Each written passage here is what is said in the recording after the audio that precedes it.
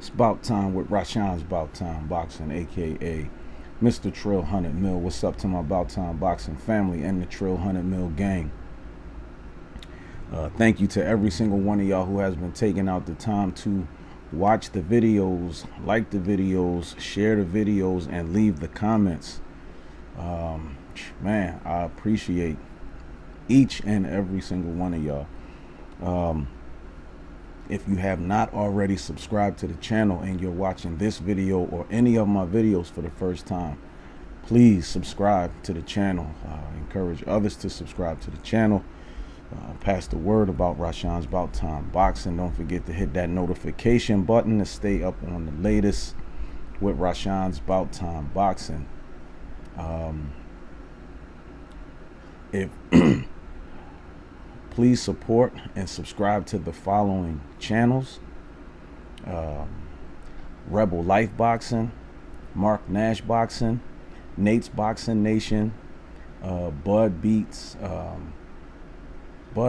Easy Spence. I think that's the name of the channel. No, Bud Beats Easy Route Spence. Subscribe to that channel. YSM Boxing, Hustler's Home, E Thriller, and Musically Zone. Always talk boxing. And there's another. It's a youngin'. He got a channel. I think it's called Nabs. Nabs Boxing channel. I think he spelled it Nabzz. So, you know, he I guess he just starting out. So subscribe to him too. You know, cause listen, I like to support people, man. You know what I mean? Like everything I say and do on my channel is genuine. It ain't for no, you know, for no clout or none of that. Like, you know what I'm saying? Like these people that I name that I support, I really rock with their content, you know, and please, I encourage y'all to subscribe to their channels, you know, and support them as well. Isaiah Tilson, he has a YouTube channel too, so please subscribe to his channel too.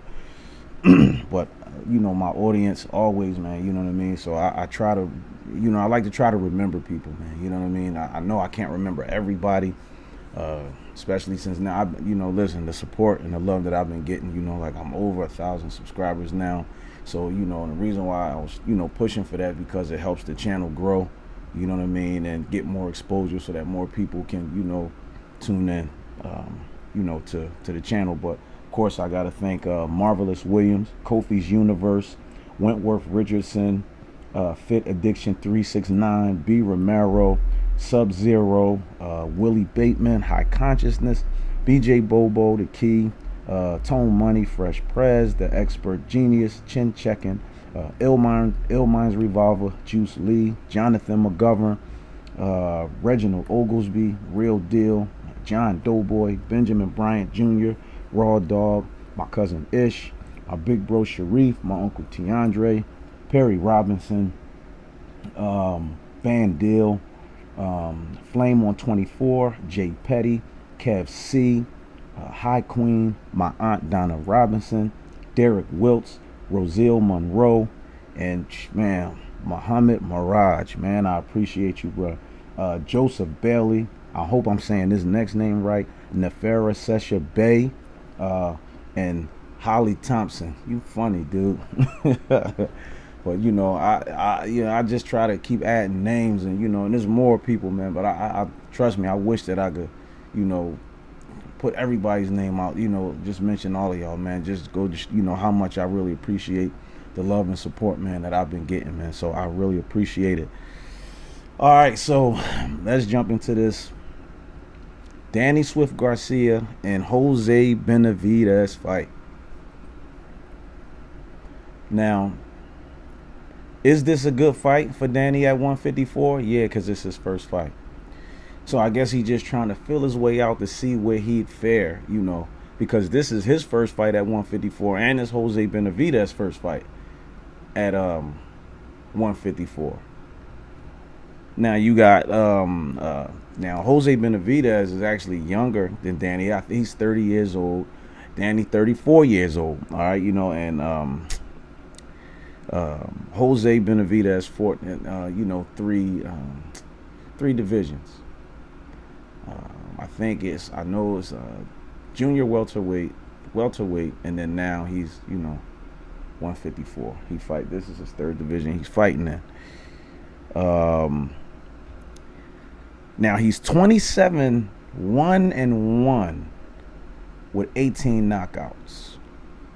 Now he's the older brother of David Benavidez, whom I like a lot. I like David Benavidez. I can't wait till he get his just due. Now, but Jose Benavidez made his pro debut in 2010. Now, his resume, even though he's 27, he got one win, one draw. One loss, one draw, 18 knockouts. And we know that one loss was to Terrence Crawford. And the draw was to somebody named Francisco Torres. I think that was in 2021 or something like that. He lost to Crawford in 2018, though. But anyway, now, Jose Benavidez he actually never had any major world titles. He had an NABF, I think it was an NABF junior welterweight title, I think, and then he had WBA interim, WBA interim, welterweight, belts, but he's never had any real, no major, he wasn't a major. He's never been a major world champion. He just had interim titles. But now, when you look at his resume, though, he doesn't have any the biggest names still to date on Jose Benavidez's resume is Terrence Crawford, who he lost to, and a guy by the name of Mauricio Herrera. And what's funny about that is Mauricio Herrera actually beat Danny Garcia. He fought Mauricio Herrera in Puerto Rico, but they gave that fight to Danny anyway. And those of y'all who saw that fight, y'all know what I'm talking about. They robbed Mauricio Herrera in that fight. He beat Danny in that fight. Just like when Oscar De La Hoya fought Felix Stern. Felix Stern beat Oscar, but they still gave the fight to Oscar because they was trying to set up the Bernard Hopkins fight. You know what I mean? Because Felix Stern was fighting at 160, so Oscar went up, because he was, trying to, fight at 160. He was going up, fighting in different divisions. So, anyway, he beat Mauricio Herrera by unanimous decision, and that fight was I think it was I want to say 2014. 2014, I think it was. All right, so now Jose Benavidez, he got a halfway decent jab. His hands is kind of fast. He got some nice combinations. But again, like I said, his resume is not really. It is not. His resume is just. He don't have any big names on there. And the one big name he does have, he lost to, and he was stopped by Terrence Crawford. Okay. TKO. And like I said, Mauricio Herrera, is the only other name. Those of y'all who may be familiar with him, you know what I mean? But he fought Danny Garcia too in Puerto Rico, and a lot of people, me included, felt like he beat Danny Garcia in that fight, but they gave the fight to Danny anyway. All right, so now on the other hand, you got Danny Garcia. He's 34 years old. You know what I mean? He from my fellow Philadelphian. He 36'3", 36'3" with 21 knockouts. 2-division world champion. Y'all can correct me if I'm wrong, but 2-division world champion. And we know he made his pro debut in. He fought somebody I think named Mike Denby. And Danny made his pro debut in 07, I believe. I believe it was 07. Can't remember what month, but it was 07. So now we got the rundown one night. Now we know Danny definitely has the resume. Definitely has the resume. No dispute about it. He has the resume. You know, he fought okay, let's try to he fought Ashley Theophane. I think he fought Ashley in 2010. Mike Arnold Otis, I think in 2010. He fought Nate Campbell, who was really good. In 2011, he fought Kendall Holt. I think that was 2011. Eric Morales. He actually fought Eric Morales twice in 2012. First time he beat him, I think. Second time he stopped him, I think in the 4th round. Amir Khan. He fought Amir Khan in 2012. Who else did he fight? Zab Judah, Lucas Matisse, which was a good fight. That was on the Mayweather Canelo undercard. Mauricio Herrera, I think, was in 2014, which was the fight he lost. He fought Lamont Peterson, Paul Malignaggi, Robert Guerrero. We know he lost to Keith Thurman. He beat Brandon Rios. He lost to Sean Porter, and he lost to Errol Spence. So his resume speaks for itself. So, you know, Danny has an extensive resume. We don't need to get it. We know that Danny, you know, fought a lot of people with names. You know, even though I feel like when he fought Zab and Paulie, they both was past their time. Eric Morales too. They all was past their time. But nonetheless, big names, you know, to put on his resume, to build his resume, make it look good, you know what I mean? So, and you can't discredit that. No matter what nobody say, you cannot discredit that. He has the extensive resume.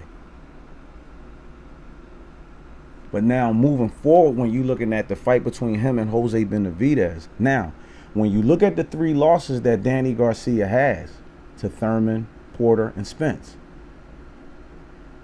what do all 3 of those guys have in common? Pressure fighters. Pressure fighters. Even when Danny Garcia fought Errol Spence, when he fought Sean Porter, it was the pressure. Sean Porter, you know, he's going to come forward. He's going to come. He's going to do a lot of moving, but he's going to come forward. So Jose Benavidez is going to have to be able to put his punches together, but he's going to have to be able to back Danny up. Because even when Danny lost to Spence, what was his father saying? Danny, you backing up too much. You can't let him back you up. Even with Thurman and Porter. Pressure fighters, they step into you, putting the pressure on you. You know what I mean? You let them see. And Danny can actually, he's one of the few fighters that can actually, you know, fight backing up. A lot of fighters can't do that. Danny don't have the fastest reflexes, you know, but he got some pretty good, you know, pop on his punches. You know what I mean? So he, you know, he's going to have. So Jose Benavidez is going to have to be able to put the pressure on Danny Garcia. He's going to have to. He got to pressure Danny. He got to be able to back Danny up. He got to be able to put his punches together. But he got to do it smart. He got to be smart about it. Now, Jose Benavidez, we know his chin, suspect. We know Danny got a nice chin. We know Danny got a chin. Danny could take one. We know Danny could take a punch. And you see when Jose Benavidez fought Crawford. Crawford put them combinations and then shot that right uppercut on him, boom, and then put him right down. You know, so Danny can't allow himself to be backed up. He's going to have to step. Smart, though, he got to box. Because what did Crawford do? Used his angles, and he boxed Jose Benavidez. Boxed him. He boxed him. You know what I mean? Boxed him, put his punches together. He was smart about it. Got in when he needed to, got out. Didn't force no unnecessary exchanges. Danny can't do that. Because we know Danny is that type of guy too. You know, if you catch him with something, he feel like he got to get it back. So he come in and then he start, you know, winging his shots. And sometimes when Danny throws punches, we know he like when he, because his arms is not that long. So, you know, his arms be like this and then he wing the punch, but he turn his face away too sometimes when he throw the punches, and he can't do that.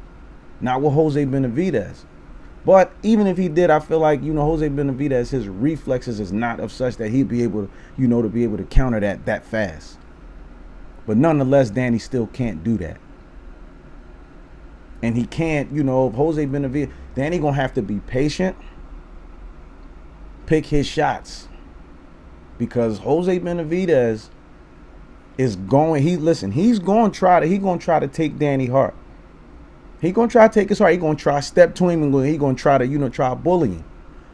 But Danny, I think, is a better boxer than Jose Benavidez. He's a better boxer, even though Jose Benavidez, he got some halfway decent boxing skill.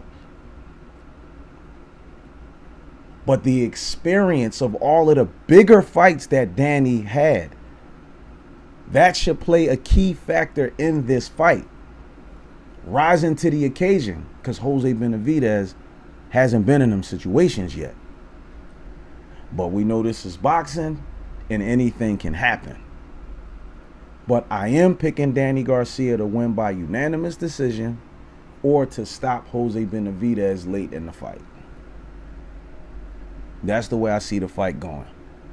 Now, Danny said, he feel better, he feels stronger. He had a 1.5 year layoff, I don't know about y'all, if y'all been keeping up, but we seen the videos, with Danny, flashing his jewelry and, doing all this stuff, making the videos, the TikTok videos, with his jerk of an asshole father. Like, Angel Garcia is a jerk. And now, I don't know if his father is going to be the head trainer in his corner for this fight, but when he lost to Errol Spence, I did a video, and I'm going to put the link in the description below, where I said, is Angel Garcia a detriment to his son's career, to Danny Garcia's career? Because when he was down in that fight with Spence, his father couldn't.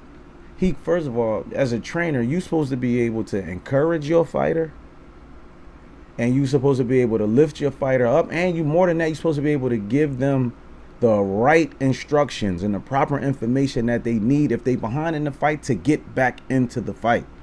And he could not do any of that for Danny when Danny was down in that fight. He couldn't, get him up. He couldn't do any of that. Now, Danny said when he fought Spence, he said, I had a good camp, blah, blah, blah, blah, blah. But then after the fight, when he talked about it, he talked about how he had to drain himself out to make weight. Can't say you had a good camp, but then you had to drain yourself out to make weight. So, that's why, he couldn't, later in the fight, he couldn't get off the way he wanted to. So he said, in the press conference, he said a lot of people didn't know he's naturally a bigger guy and that he was squeezing his body out to make 140 and to make 147. So now he said he feels more comfortable at 154. I think he weighed in at 153.25, and Jose Benavidez, no, he was 152. 152.75, I think, and Jose Benavidez was 153 and something, and Danny Garcia was 152.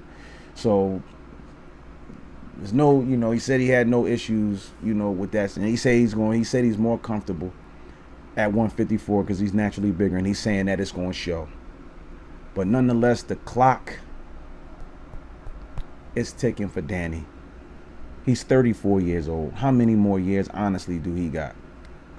And I just think he's trying to accomplish his goal of being a 3-division world champion, get one big fight, and then retire.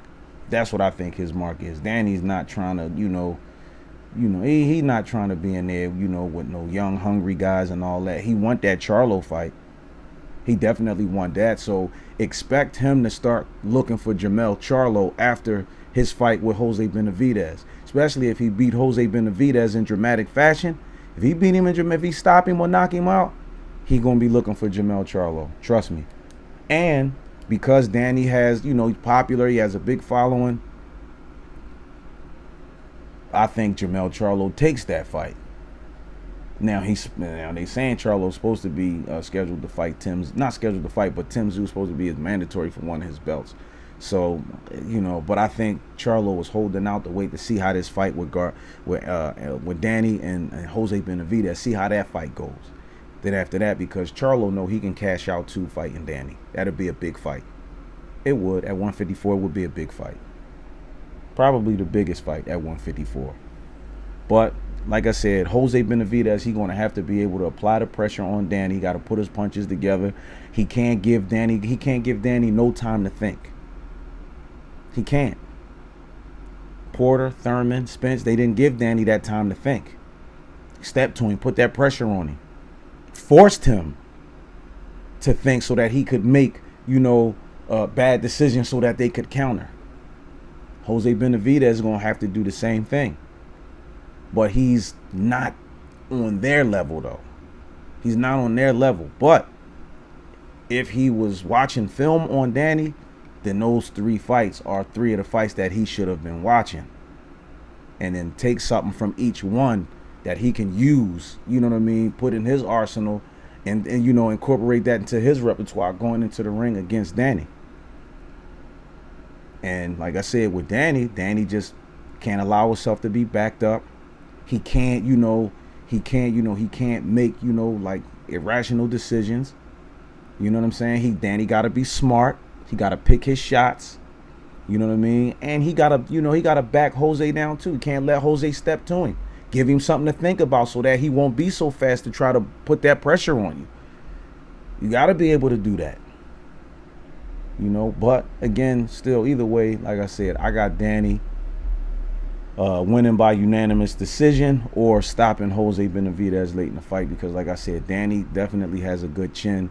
Jose Benavidez, chin not so good. You know what I mean? So, and if Danny catches him, and we know Danny like that looping overhand right, that's his signature joint. He loved it, that, and he like to double it up. Whop, whop. He like to come with that. So, you know what I mean? If he catch Jose Benavidez clean with one of those and then maybe bring the hook back or probably catch him with an uppercut and a hook and then loop that joint, you know what I mean? It could be, that could be it.